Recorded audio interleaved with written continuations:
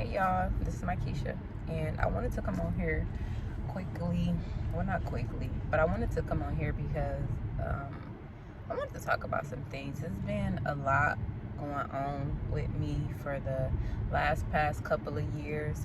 Just everything in my life, all the things that transpired over this time, just a lot has taken place, and it has put me in a place of not knowing, doubting, and just questioning everything God said about me that I knew for a fact. And so more recently, I had gotten to the point to where I started making decisions, just out of pain, out of frustration, out of being impatient, just a lot of different things. And I can truly say that those are some decisions that I sometimes, I don't want to say regret, but I truly look back on, and I just sometimes talk to God, and I just was like, dang God, I wish you was there. I wish I could have paid attention to the signs that you were giving me, or just even have the courage to say no to the things that I knew for a fact were not for me, the things that I knew that I wouldn't do on a normal day, the things that I just knew that I wouldn't do had I not been in the headspace that I was in. And it's so easy to just like shift blame and say like, oh God, you could have came, you could have stepped in, or oh God, you could have did this and do that. But the reality of it is that in life you're going to make decisions, and you won't always make the best decision, but one decision, and the best decision you will ever make, is to choose God. And that's one decision that I will keep doing over and over again. And honestly, just being transparent, it's so easy to feel like you've fallen so far from grace that you can't be redeemed, that God can't use you, that God can't come in and save you, or that you've disqualified yourself to so far of an extent that God can't bring you back. So it's about that redemption piece. It's about feeling like, hey God, like you sincerely got me, that I can really trust you, because for a very, very long time I just could not trust God for the life of me. So I know I'm just starting off this video and I'm just talking and I'm just rambling. So you're just wondering, like, what is this even about? Like, why am I here? Why am I talking to you? Why are you taking the time to even listen to anything that I'm saying at this moment in time? But I think the thing that I wanted to talk about the most is asking for help, or, just getting out of a place of shame and being okay with asking for help, and being okay with not being okay, and being okay with not being strong, and even when people don't think to check on you because they think you got it, right? So my thing was like, I did not like to ask for help, just in general. I did not like to ask for help.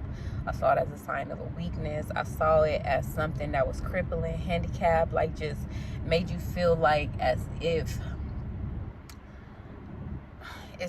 I just can't really explain it, but I just struggled with it. I mean, it could be something as simple as like, hey, can you come pick me up to take me here, because today, like, I'm just mentally tapped, and I would, if you're available, if it's within your, like, if you can do it, like, could you? Like, just something as simple as that. I just could not form my lips to, or even get my fingers to push a button to call and ask the simplest of simple things. It was just that difficult for me. It was definitely a pride issue, something that I had to fight and struggle with.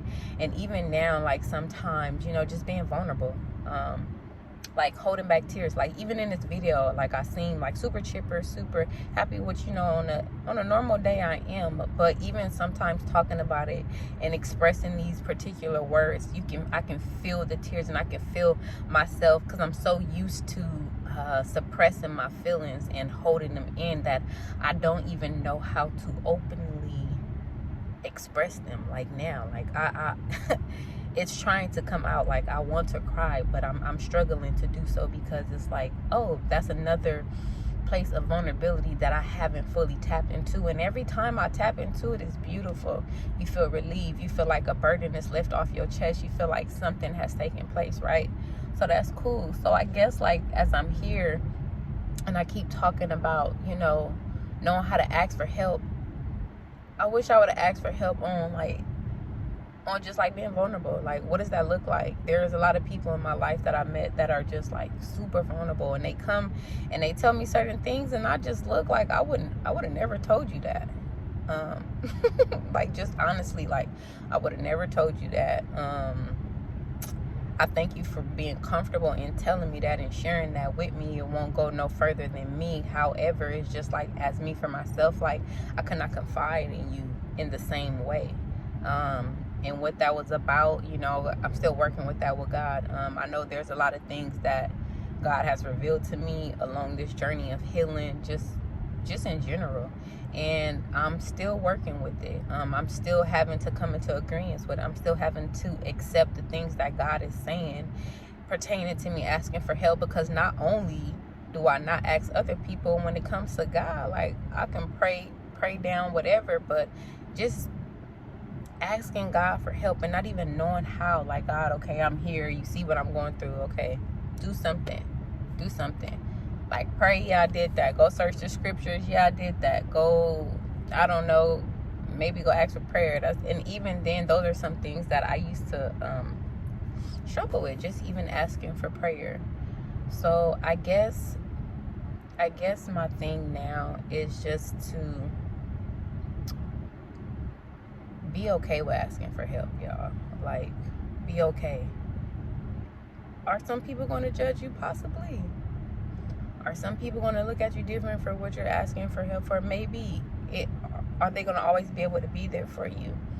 Maybe, maybe not. You don't know, but you won't know unless you ask. Like, you know, when God says to seek him out, to knock down the door, you have not because you ask not. Those are real things. Those are real things that are happening every single day. So even with that, I just encourage you all to learn how to ask for help, and maybe even just admitting that you don't know how to ask for help, or you don't like asking for help, maybe your first step.